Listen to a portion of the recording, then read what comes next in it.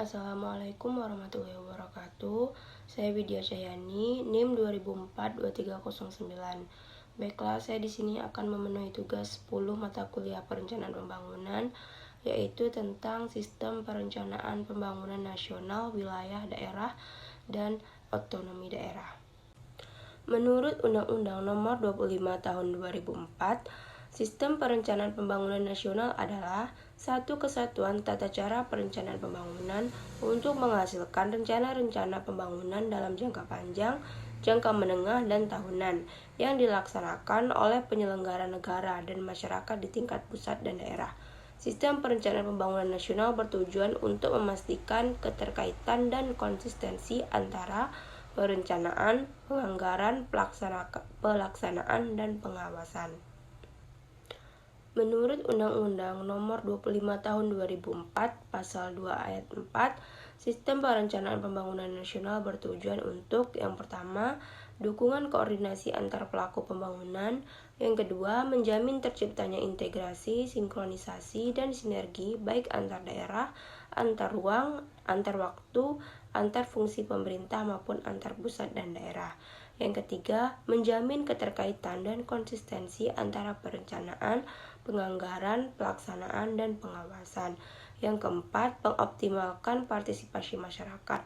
Dan yang terakhir, menjamin tercapainya penggunaan sumber daya secara efisien, efektif, berkeadilan, dan berkelanjutan.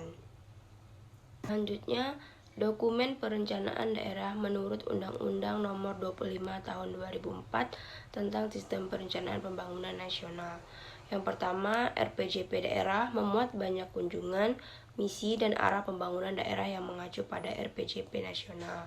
Yang kedua, RPJM daerah merupakan penjabaran dari visi, misi, dan program kepala daerah yang penyusunannya berpedoman pada RPJP daerah dan memperhatikan RPJM nasional, memuat seluruh arah kebijakan keuangan daerah, strategi pembangunan daerah, kebijakan umum dan program satuan kerja perangkat daerah, lintas satuan kerja perangkat daerah, dan program kewilayahan, disertai dengan rencana-rencana kerja dalam kerangka regulasi dan kerangka yang bersifat indikatif. Yang ketiga, RKPD merupakan penjabaran dari RPJM daerah dan mengacu pada RKP, memuat rancangan kerangka ekonomi daerah, prioritas pembangunan daerah, kerja dan pendanaannya, baik yang dilaksanakan langsung oleh pemerintah maupun yang dicapai dengan partisipasi masyarakat. Yang keempat, Renstra SKPD memuat visi, misi, tujuan, strategi, kebijakan, program, dan kegiatan pembangunan yang disusun sesuai dengan tugas dan fungsi satuan kerja perangkat daerah serta berpedoman kepada RPJM daerah dan bersifat indikatif. Dan yang terakhir, Rinja SKPD disusun dengan berpedoman kepada Renstra SKPD dan mengacu pada RKP, memuat kebijakan, program, dan kegiatan baik yang dilaksanakan oleh pemerintah daerah maupun dicapai dengan mendorong partisipasi masyarakat. Berikutnya yaitu tentang kebijakan otonomi daerah. Kebijakan otonomi daerah memberikan wewenang kepada pemerintah daerah untuk mengelola sebagian besar urusan lokal sesuai dengan kebijakan nasional yang telah ditetapkan.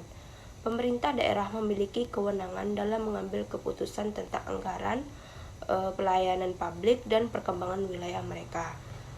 Pemerintah pusat tetap memiliki peran dalam mengawasi dan memberikan bimbingan kepada pemerintah daerah. Tujuan adanya otonomi daerah berdasarkan Pasal 31 Ayat 2 Undang-Undang Nomor 25 Tahun 2014 tentang pemerintah daerah, yaitu yang pertama, mewujudkan efektivitas penyelenggaraan pemerintahan daerah. Yang kedua, mempercepat peningkatan kesejahteraan masyarakat. Yang ketiga, mempercepat peningkatan kualitas pelayanan publik. Yang keempat, meningkatkan kualitas tata kelola pemerintahan. Yang kelima, meningkatkan daya saing nasional dan daya saing daerah. Dan yang terakhir yaitu memelihara keunikan adat istiadat, tradisi, dan budaya daerah. Di mana prinsip otonomi daerah berdasarkan Undang-Undang Pemerintahan Daerah pada dasarnya menggunakan prinsip otonomi seluas-luasnya, di mana daerah diberikan kewenangan mengurus dan mengatur semua urusan pemerintahan di luar yang menjadi urusan pemerintahan yang ditetapkan dalam undang-undang tersebut. Sekianlah yang dapat saya sampaikan. Apabila ada kata-kata yang salah, saya mohon maaf. Saya akhiri. Assalamualaikum warahmatullahi wabarakatuh.